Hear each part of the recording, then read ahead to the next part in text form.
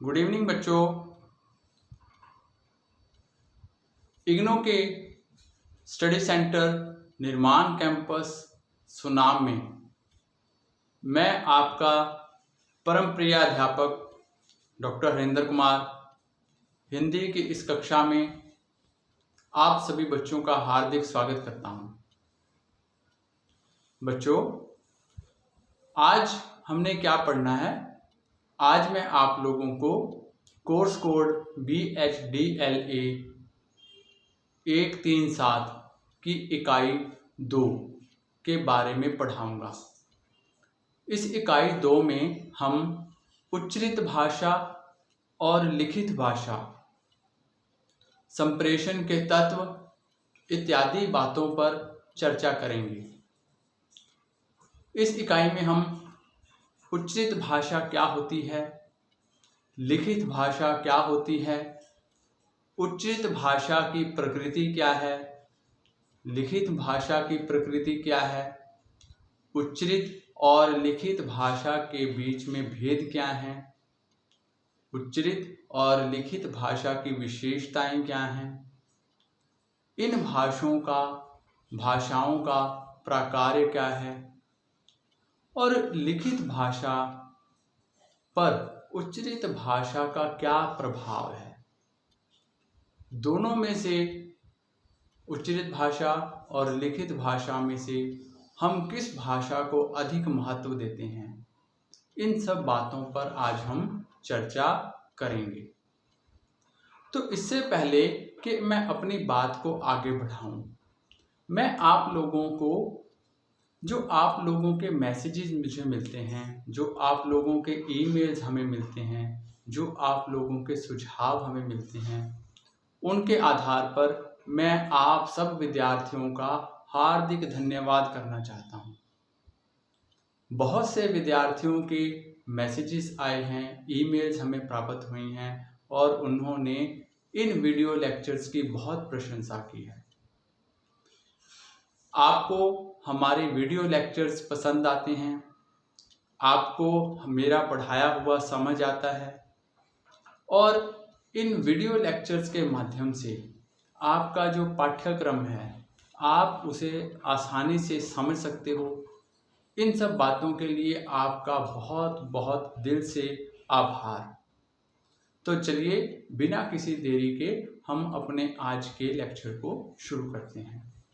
जैसा मैंने बेटे आपको बताया कि हमने इस इकाई में उच्चरित भाषा और लिखित भाषा पर बात करनी है। तो उच्चरित भाषा से हमारा अभिप्राय क्या है? देखिए, मनुष्य जो है वह एक सामाजिक प्राणी है। हम ये कहते हैं कि मानव क्या है? मानव एक सामाजिक प्राणी है। और सामाजिक प्राणी हम उसे क्यों कहते हैं? क्योंकि वह समाज का एक अभिन्न हिस्सा है, समाज का एक अभिन्न अंग है और समाज में रहकर ही वह अपने सारे क्रियाकलाप जो है, जो कार्य जो है वो करता है। तो इन कार्यों को करने के लिए उसे किसी ना किसी भाषा की आवश्यकता पड़ती है, क्योंकि भाषा ही एक ऐसा साधन है जिसके द्वारा मनुष्य जो है वो एक दूसरे से संप्रेषण करता है। संप्रेषण करना अर्थात कम्युनिकेशन करना, एक दूसरे से बातचीत करना, एक दूसरे को अपनी बात बताना और दूसरे की बात समझना, अर्थ ग्रहण करना और उसी अर्थ के अनुसार कार्य करना। मनुष्य जो है, मनुष्य के लिए अपने विचारों की अभिव्यक्ति जो है वो, इसके लिए भाषा ही सबसे उपयुक्त साधन है। और जब हम बात करते हैं उच्चरित भाषा की, तो उच्चरित भाषा का अर्थ अगर मैं बेटे आपको साधारण शब्दों में समझाऊं तो मैं केवल इतना ही कहूँगा कि वह भाषा जहाँ हम अपने मन के भावों को बोलकर किसी दूसरे के सामने रखते हैं। आप सब लोग भाषा के विद्यार्थी हो, लिटरेचर के विद्यार्थी हो, तो आपको इतना तो मालूम ही होगा कि भाषा के दो रूप होते हैं, एक बोलचाल की भाषा और दूसरी लिखित भाषा। ये जो बोलचाल की भाषा है इसे ही हम उच्चरित भाषा अर्थात उच्चारण जब हम किसी बात का उच्चारण करते हैं, किसी भाषा का उच्चारण करते हैं, वाक्य का उच्चारण करते हैं, शब्दों का उच्चारण करते हैं, तो सामने वाला हमारी बात को, हमारे शब्दों को, हमारे वाक्यों को समझता है और उसके अर्थ के अनुसार ही वह काम करता है।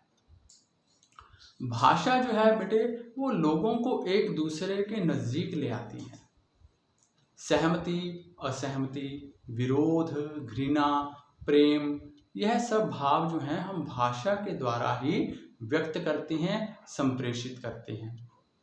मनुष्य के पास संप्रेषण के लिए भाषा के केवल ये ही दो रूप उपलब्ध हैं। कौन कौन से? उच्चरित भाषा और लिखित भाषा। यहाँ पर कुछ बच्चों का यह भी सवाल होगा कि सर, उच्चरित भाषा और लिखित भाषा के साथ साथ हम कभी कभी आंगिक भाषा का भी प्रयोग करते हैं।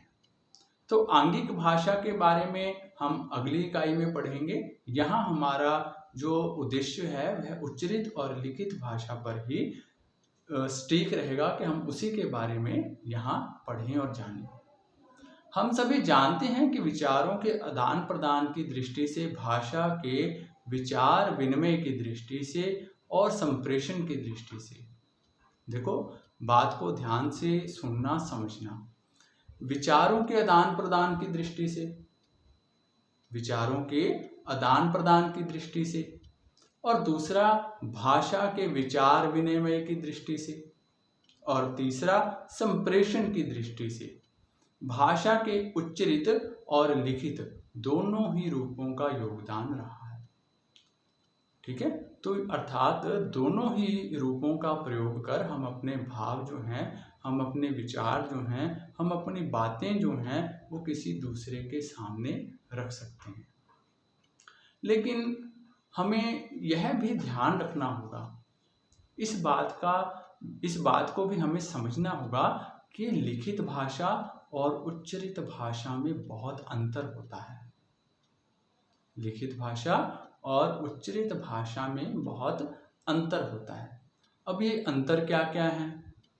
लिखित भाषा और उच्चरित भाषा, हम कहते हैं कि भाषा तो एक ही है, भाषा तो एक ही है, चाहे वो अंग्रेजी हो, पंजाबी हो, हिंदी हो, तमिल हो, तेलुगु हो, कन्नड़ हो, मराठी हो, गुजराती हो, भाषा तो वही है बेटे। लेकिन भाषा को लिखने के, बोलने के जो तरीके हैं, जो ढंग हैं, जो नियम हैं, वो अलग अलग हैं। और लिखने के जो नियम हैं वो अलग हैं। लिखते समय हम अलग बातों का ध्यान रखते हैं और उच्चारण करते समय हम अलग बातों का ध्यान रखते हैं। अब ये कौन कौन सी बातें हैं जिनका हमने उच्चारण करते समय और लिखते समय ध्यान रखना है, उस पर थोड़ी सी चर्चा कर लेते हैं। तो सबसे पहले बेटे, उच्चरित रूप के माध्यम से संप्रेषण के लिए यह जरूरी है। अब देखो, दोनों का अंतर मैं थोड़ा सा आपको, या हम कहें कि उच्चरित भाषा की प्रकृति क्या है, तो उसके बारे में मैं थोड़ा सा आपको बताता हूँ। उच्चरित रूप के माध्यम से संप्रेषण के लिए यह जरूरी है कि सुनने वाला अर्थात श्रोता, वो हमारे सामने हो। हम दीवारों से थोड़ी बातें करेंगे, हम मेज कुर्सी से थोड़ी बातें करेंगे। अर्थात जो एक दो व्यक्तियों के बीच भाषा के संप्रेषण के लिए दो व्यक्तियों का होना लाजमी है, कम से कम एक बोलने वाला और दूसरा सुनने वाला, समझने वाला। ठीक है, तो दो व्यक्तियों का अर्थात श्रोता का हमारे सामने होना आवश्यक है। समाज में यह एक सच्चाई है कि उच्चरित भाषा का अस्तित्व जो है वह समाज के लिए अनिवार्य है, क्योंकि अगर उच्चरित भाषा ना हो तो फिर तो सब गूंगे बहरे हो जाएंगे, कोई बोल ही नहीं पाएगा, और कोई बोलेगा नहीं तो कोई सुन ही नहीं पाएगा। तो यह तो आप जानते ही हैं कि मानव शिशु जन्म लेने के कुछ ही वर्षों बाद अपनी मातृभाषा को बोलना जो है वह शुरू कर देता है। भाषा के उच्चरित रूपों को वह अपने परिवार, परिवेश और समाज से अर्जित करता है। उच्चरित भाषा का यह अर्जन मानव शिशु अनुकरण के द्वारा करता है। अनुकरण करना क्या होता है? अनुकरण करना सीखना, किसी को देख करके सीखना। कोई कैसा काम कर रहा है, कैसे बोल रहा है, बोलने का ढंग क्या है, उच्चारण का क्या ढंग है, उन सब बातों को अनुकरण कर लेना अर्थात सीख लेना। और मनुष्य यह प्रयास करता है कि जिस तरह उसके संपर्क में आने वाले लोग बोलते हैं उसी तरह वह भी बोल सके। हम यह भी कह सकते हैं कि मनुष्य जो है उच्चरित भाषा अपने परिवेश से स्वतः ही सीख लेता है। उच्चरित भाषा रूप को सीखने की यह प्रक्रिया जो है अनायास होती है, अर्थात इसके लिए उसको किसी ट्रेनिंग की आवश्यकता नहीं है। वो अपने आप ही, जैसे परिवेश में एक छोटा बच्चे की अगर हम बात करें तो वो जैसे परिवेश में रहेगा वह उस परिवेश में जिस तरह की भाषा का प्रयोग हो रहा है वह उस भाषा को अपने आप ही सीख लेगा। तो इसके लिए उसे किसी ट्रेनिंग की आवश्यकता नहीं होती, इसके लिए उसे किसी प्रकार की और ज़रूरत नहीं होती, वह अपने आप ही स्वतः ही इस कार्य को सीख लेता है। इस प्रकार भाषा का उच्चारण जो है हम कहते हैं कि वो अपने आप करने लग जाता है। और अगली अगर हम बात करें, उच्चरित भाषा की एक प्रकृति और है, वो क्या है? उसके विविध रूप भाषा समाज में प्रचलित होते हैं। यदि आप ध्यान दें तो आप देख सकते हैं कि भाषा के उच्चरित रूप में ही कितनी विविधताएं हैं। हिंदी भाषा का एक बहुत बड़ा क्षेत्र बोलियों का है। बोलियां हम समझते हैं ना, बोलियां पश्चिमी बोली, पहाड़ी बोली, राजस्थानी, गुजराती, मराठी, है ना। तो हिंदी भाषा की अगर हम बात करें तो हिंदी भाषा का एक बहुत बड़ा क्षेत्र जो है वह बोलियों का है। हिंदी की बोलियों में हम ब्रज भाषा, अवधी, मैथिली, मगही इत्यादि के नाम ले सकते हैं। इन बोलियों को बोलने वालों की हिंदी का उच्चरित रूप एक दूसरे से भिन्न दिखाई देता है। अब ध्यान से देखो, भाषा एक ही है हिंदी, लेकिन उसके क्षेत्र के अनुसार, बोली के अनुसार उसका रूप जो है वो बदल गया है। अब मैं आपको छोटी सी वैसे उदाहरण देके समझाता हूँ। अगर आप पंजाब में जाओ तो जैसे ही आप, कोई गुजरात से व्यक्ति पंजाब में आया है तो जैसे ही वह पंजाब में एंटर करेगा, जैसे ही वो पंजाब में पहुंचेगा तो लोगों की बोली से ही वह पहचान जाएगा कि वह पंजाब में प्रवेश कर चुका है। तो इसी प्रकार अगर हम हरियाणा के किसी व्यक्ति से मिलते हैं तो उसके साथ जब हम बातचीत करते हैं तो उस बातचीत से ही हम समझ जाते हैं कि यह व्यक्ति पंजाब का नहीं है, हिमाचल का नहीं है, अपितु इसकी बोली जो है वो हरियाणवी है ना। उसकी बोली हरियाणवी का दूसरा नाम क्या है? बांगरू। तो उसकी क्या कह सकते हैं कि यह व्यक्ति जो है वह हरियाणा से संबंधित है। क्यों? क्योंकि इसकी बोली जो है वो हरियाणवी है, बांगरू है। उसकी बोली पंजाबी या हिमाचली नहीं है या राजस्थानी नहीं है। और इसी प्रकार अगर हम किसी राजस्थानी के व्यक्ति से बातचीत करते हैं, वार्तालाप करते हैं, तो हम उसकी बोली से ही उसका क्षेत्र जो है वह पहचान लेते हैं। इसका तात्पर्य यह है कि बोलियों का प्रभाव उच्चारण करते समय हिंदी भाषा पर, अर्थात जो मूल भाषा है उस पर भी पड़ता है। ठीक है, तो अगली हम बात करते हैं लिखित भाषा की प्रकृति क्या है। अब तक हमने बात की उच्चरित भाषा की प्रकृति, अब हम बात करते हैं लिखित भाषा की प्रकृति क्या है। उच्चरित भाषा की प्रकृति पर विचार करते हुए बेटे हमने देखा है कि लिखित भाषा की तुलना में उच्चरित भाषा को हम अधिक महत्व देते हैं। क्यों?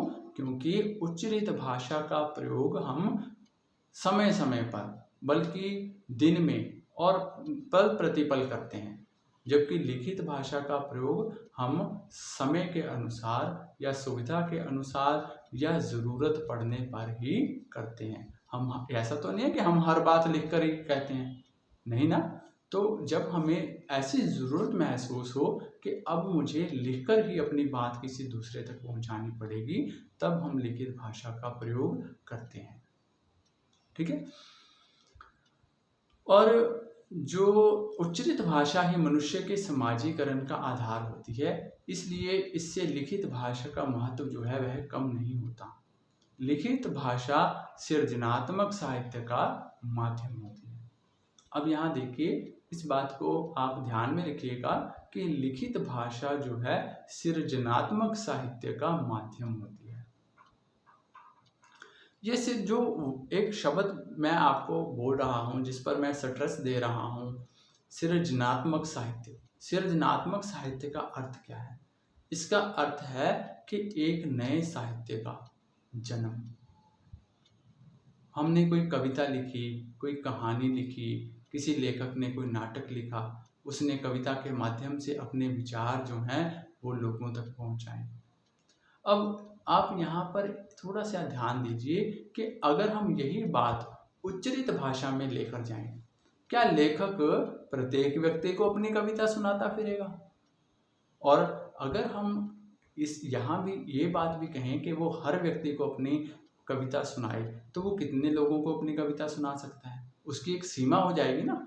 लेकिन अगर उसने वही कविता, वही कहानी या नाटक या उपन्यास या जीवनी या आत्मकथा या संस्मरण लिखित रूप में किसी अखबार में, किसी पत्रिका में छपा दिया, तो वह अखबार और पत्रिका के माध्यम से वह कविता या कहानी जो है वो लाखों लोगों तक पहुंच जाएगी। ठीक है, तो यहाँ पर हम क्या कहते हैं कि लिखित भाषा का अपना एक महत्व है, उसका अपना एक दायरा है, लेकिन उच्चरित भाषा जो है वह उसका अपना एक अलग स्थान और महत्व है। अर्थात दोनों ही रूप, भाषा के दोनों ही रूप हमारे लिए आवश्यक हैं, चाहे वो उच्चरित भाषा का रूप हो या लिखित भाषा का।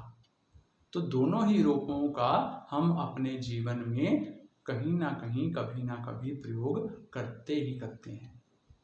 ठीक है, और हम सभी के लिए जो साहित्यिक सांस्कृतिक के बीच पले बढ़े हैं, एक ऐसे संसार की कल्पना कर पाना भी कठिन होगा जहां लेखन का अभाव। क्या आप ऐसी कल्पना कर सकते हैं कि हमारे पास लेखन का अभाव है? लिखी हुई चीज़ हमारे पास, लिखी हुई सामग्री हमारे पास कोई नहीं है। कोई हमारे घर न्यूज़पेपर नहीं आता, अखबार नहीं आता, कोई पत्रिका नहीं आती, या लिखा हुआ हमारे पास कुछ भी नहीं है। तो ऐसा संभव नहीं है, क्योंकि अगर हम अपनी बात को ज़्यादा समय तक संभाल के रखना चाहते हैं तो हमें भाषा का लिखित रूप ही प्रयोग में लाना होगा। अगर हम किसी, मान लो कोई महान विचारक है, कोई गुरु है, कोई संत है, कोई राजनेता है, कोई कलाकार है, कोई कवि है, कोई लेखक है, हम उनकी रचनाओं को, उनके भाषण को, है ना, या उनके द्वारा किए गए प्रवचन को, वाचन को संभाल के रखना चाहते हैं। तो अगर हमने सुना है, केवल सुना है, तो सुना हुआ तो हमें कितनी देर याद रहेगा? 2 दिन, 10 दिन, 20 दिन, 50 दिन। आखिर कहीं ना कहीं, कभी ना कभी हम उसको थोड़ा थोड़ा भूलते चले जाएंगे। लेकिन अगर हमने वही वाचन, वही भाषण लिखित रूप में अपने पास रख लिया, तो वह केवल हम ही नहीं, अपितु हमारे आने वाली पीढ़ी, है ना, वो भी उससे लाभान्वित हो सकती है। ठीक है, तो ये लिखित भाषा में ही संभव है। लेखन का आविष्कार साहित्यिक प्रयोजन के लिए नहीं हुआ, लेकिन इसने साहित्य को संभव बनाया है। इसमें तो संदेह ही नहीं कि बोलचाल की भाषा की तुलना में लिखित भाषा अधिक व्यवस्थित और व्याकरणिक नियमों से बंधी हुई दिखाई देती है। इसलिए लिखित भाषा उच्चरित भाषा की तुलना में अधिक मानक होती है। अब यहाँ एक पॉइंट और मेरे ध्यान में आ गया, वो भी आप लोगों से साझा करता हुआ चलता हूँ। हम लोग कहते हैं कि जो लिखित भाषा है वो व्याकरणिक नियमों में बंधी होती है, व्यवस्थित होती है। बिल्कुल ठीक है। क्यों? क्योंकि लिखते समय हम बहुत सी बातों को अपने ज़हन में, अपने ध्यान में रख के लिखते हैं। अब बोलते हुए तो मान लो दो दोस्त बात कर रहे हैं, दो मित्र आपस में बात कर रहे हैं, तो कभी कभी गलती से ही लगा लो तो बीच में वह अपने वार्तालाप में ऐसे शब्दों का प्रयोग भी कर जाते हैं जो शब्द लिखित में अगर आए तो शायद अच्छे ना लगे। तो इसलिए जो लेखक है या जो भाषाविद है, जो भाषा शास्त्री हैं, वो लिखते हुए शब्दों का चयन करते हैं कि कौन से शब्द जो हैं वो पढ़ने में बोलने में अच्छे लगेंगे, कौन से शब्द जो हैं वो हमें लिखित भाषा में प्रयोग नहीं करने हैं। और भाषा का व्यवस्थित रूप क्या कि प्रश्न पहले उत्तर बाद में, है ना, पंक्ति दर पंक्ति, हर चीज जो है वो पंक्ति दर पंक्ति स्पष्ट होती चली जाती है। ठीक है, तो भाषा का लिखित रूप में व्यवस्थित होना और व्याकरणिक नियमों में बंधे होना भी आवश्यक है। तो आगे बेटे उच्चरित और लिखित भाषा के जो भेद हैं उनके बारे में थोड़ी सी चर्चा कर लेते हैं। बोलचाल की भाषा या उच्चरित भाषा में ध्वन्यात्मक इकाइयों का प्रयोग किया जाता है। बोलचाल की भाषा या उच्चरित भाषा में किन इकाइयों का प्रयोग किया जाता है? ध्वन्यात्मक इकाइयां।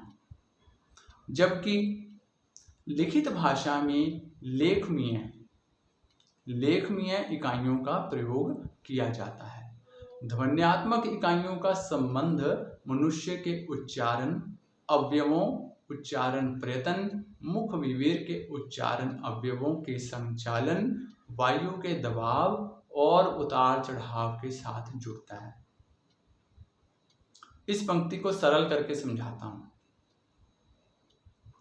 अब देखो, मान लो अचानक से किसी के सामने कोई बहुत भयंकर जानवर आ गया, पशु आ गया, तो उसकी एकदम से चीख निकली।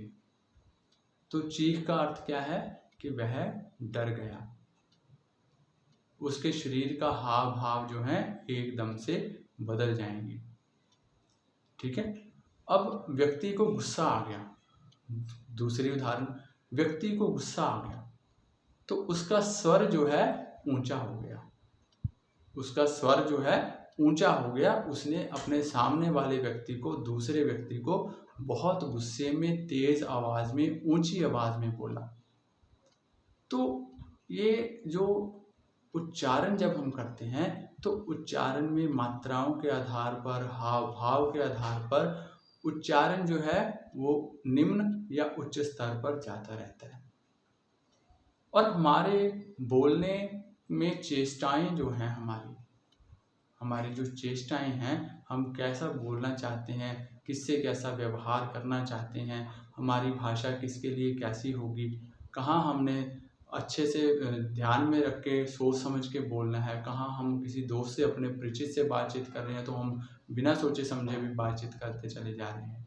तो यह उच्चरित भाषा में तो संभव है, लेकिन लिखित भाषा में ऐसा संभव नहीं है।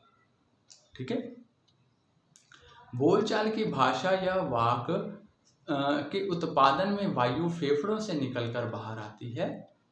उस समय अलग अलग उच्चारण स्थान उस वायु के निकलने में रुकावट उत्पन्न करते हैं। इनके आधार पर ही भाषा विज्ञान में स्वर और व्यंजन ध्वनियों का वर्गीकरण किया गया है। स्वर मालूम है ना, कितने होते हैं स्वर? 11। स्वरों की संख्या कितने होती है? 11। और व्यंजन कितने होते हैं? 33। ठीक है, व्यंजनों की संख्या होती है बेटे 33, और जो स्वर होते हैं उनकी संख्या होती है 11। ठीक है, ये बात भी आपको ध्यान में रखनी है कि स्वर और व्यंजनों की संख्या कितनी है। और अगर मैं आपसे ये पूछूं कि कुल वर्ण कितने होते हैं तो क्या कहोगे? कुल वर्णों की संख्या होती है 52।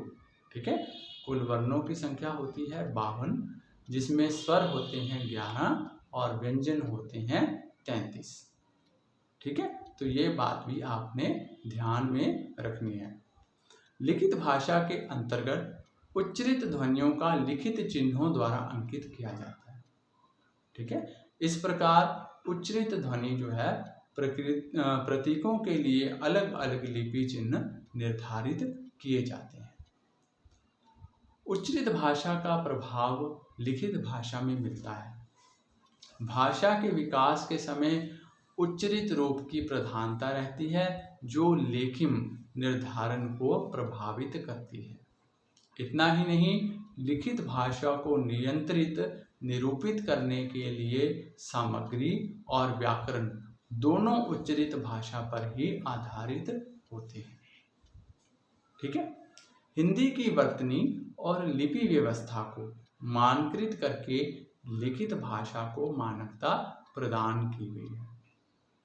हिंदी की वर्तनी और लिपि व्यवस्था को मानकृत करके लिखित भाषा को मानकता प्रदान की गई है।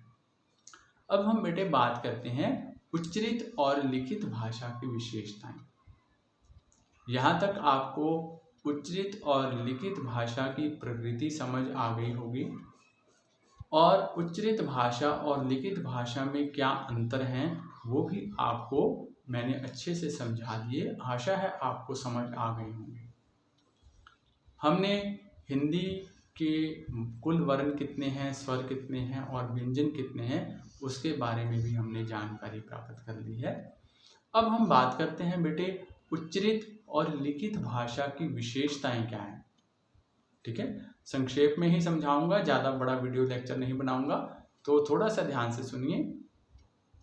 लिखित भाषा अपनी प्रकृति में स्थायी होती है, जबकि उच्चरित भाषा जो है वो अस्थायी। ठीक है, ये बात मैंने क्यों कही कि लिखित भाषा जो है स्थायी है और उच्चरित भाषा अस्थायी? क्योंकि लिखित भाषा में हम संशोधन कर सकते हैं। इस बात को याद रखना कि लिखित भाषा में हम संशोधन कर सकते हैं, लेकिन उच्चरित भाषा में संशोधन की कोई संभावना नहीं होती। जो बात एक बार अपने मुख से निकल गई, हम उसे उच्चरित भाषा में दोबारा नहीं बदल सकते, वह वैसे ही रहेगी। लेकिन लिखित भाषा में हम अपनी कही बात को, हम अपनी लिखी हुई बात को बदल सकते हैं, संशोधित कर सकते हैं, उसमें कुछ और नया जोड़ सकते हैं या उसमें से कुछ काट सकते हैं। ठीक है, तो स्थायी होने से हमारा तात्पर्य यही है कि जिस विषय पर भी कुछ लिख दिया जाता है वह एक दस्तावेज अर्थात डॉक्यूमेंट बन जाता है। इस लिखित रूप को हम अनंत काल तक सुरक्षित रख सकते हैं। इसका तात्पर्य यह है कि लेखन संप्रेषण के क्षेत्र को व्यापक विस्तार दे देता है। यह विस्तार ही इसे शक्ति संपन्न बनाता है। हम बार बार इसका वाचन कर सकते हैं। 1000-2000 साल पहले की लिखित सामग्री को हम सुरक्षित रख पाते हैं। इसके विपरीत वाक संप्रेषण का क्षेत्र बहुत ही सीमित होता है। ठीक है, मौखिक संप्रेषण जो है वह मात्र कान की सीमा तक ही हो सकता है। बिना किसी उपकरण के मानव स्वर बहुत दूर तक नहीं पहुंच सकता, जबकि लिखित संदेश भौगोलिक सीमाओं का अतिक्रमण कर दूर दूर तक पहुंचाया जा सकता है या पहुंच सकता है।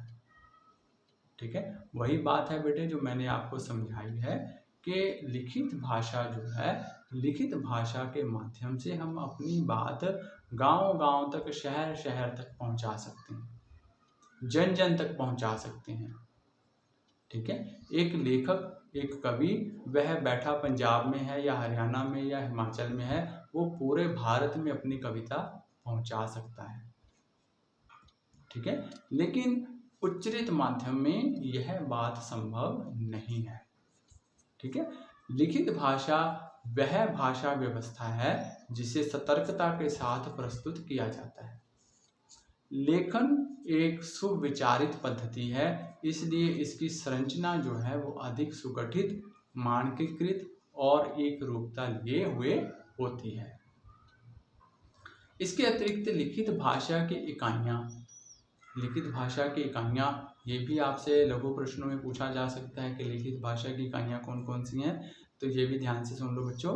इसके अलावा लिखित भाषा की इकाइयाँ जैसे वाक्य, उपवाक्य, पदबंध, अनुच्छेद इत्यादि विभिन्न विराम चिन्हों और एक निश्चित विन्यास द्वारा स्पष्टता के साथ लिखित रहती है। उधर बोलचाल की भाषा इतनी सहजता, स्वाभाविकता और तीव्रता से उत्पन्न होती है, अर्थात लिखते समय हम बहुत आराम से सोच समझ कर लिखते हैं, जबकि उच्चारण करते समय हम अत्यंत सहज होते हैं, स्वाभाविक होते हैं और बहुत बार जल्दी जल्दी में, तीव्रता से अर्थात जल्दी जल्दी में हम अपनी बात कह देते हैं। और यहाँ तक भी हम ध्यान नहीं रखते कि सुनने वाले को या सामने वाले को हमारी बात समझ में आई या नहीं आई। ठीक है, लेकिन लिखते समय हम इन सब बातों को ध्यान में रखते हैं। लिखित भाषा की संरचना में हमें हमेशा एक क्रमबद्धता दिखाई देती है, जैसे कर्ता, कर्म, क्रिया, है ना, यथास्थान प्रयुक्त होते हैं, परंतु बोलचाल की भाषा में आपको प्रायः यह क्रम विखंडित मिलेगा। ठीक है, लिखित भाषा में क्या है, हम क्रम से चलते हैं। जैसे मैंने आपको पहले बताया कि क्रम से क्या मतलब कि पहले प्रश्न पूछा जाएगा, फिर उसका उत्तर होगा, है ना। तो कई बार क्या होता है कि जो उच्चरित भाषा है, उच्चरित भाषा में अगले ने हमसे, किसी ने हमसे, सामने वाले ने हमसे प्रश्न पूछा या नहीं पूछा, हम स्वयं में ही उसका उत्तर दे देते हैं, है ना। होता है ना कई बार। तो सामने वाला कहते हैं मैंने तो पूछा ही नहीं था आपसे, तो आप क्यों बोले। यहाँ क्या था कि यहाँ हमने तीव्रता में, आवेश में आकर पहले ही अपनी बात कह दी, लेकिन लिखित भाषा में ऐसा नहीं होता।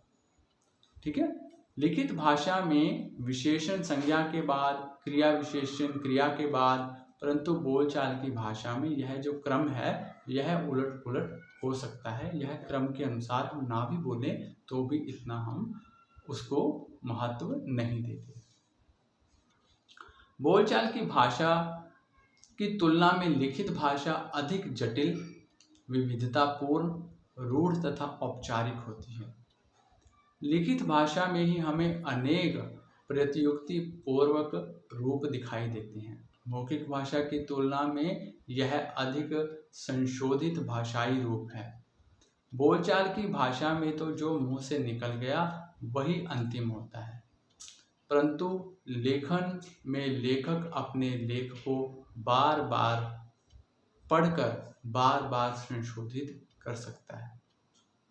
ठीक है, बोलचाल में हम अपने वाक्य को संशोधित नहीं कर सकते, लेकिन लेखन में हम अपनी बात को संशोधित कर सकते हैं। मौखिक भाषा की तुलना में लिखित भाषा जो है वह अधिक मानक होती है।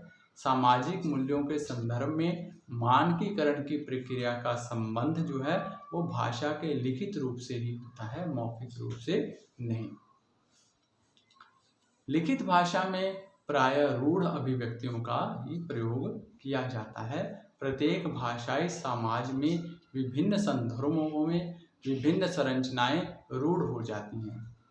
वहाँ ना तो उसका प्रयोक्ता ही प्रधान होता है और ना ही वह व्यक्ति जिसके लिए ये संरचनाएं प्रयुक्त करी गई हैं। ठीक है, भाव क्या है बेटे कि जो लिखित भाषा है उसमें मान लो मैं एक पत्र लिख रहा हूँ, मान लो मैंने छुट्टी लेनी है और एक मैं पत्र लिख रहा हूँ, तो मैंने छुट्टी किससे लेनी है, जो मेरा मुझसे बड़ा अधिकारी है ना। बच्चे ने छुट्टी लेनी है तो वह अपने प्रिंसिपल को, अपने अध्यापक को एक पत्र लिखता है।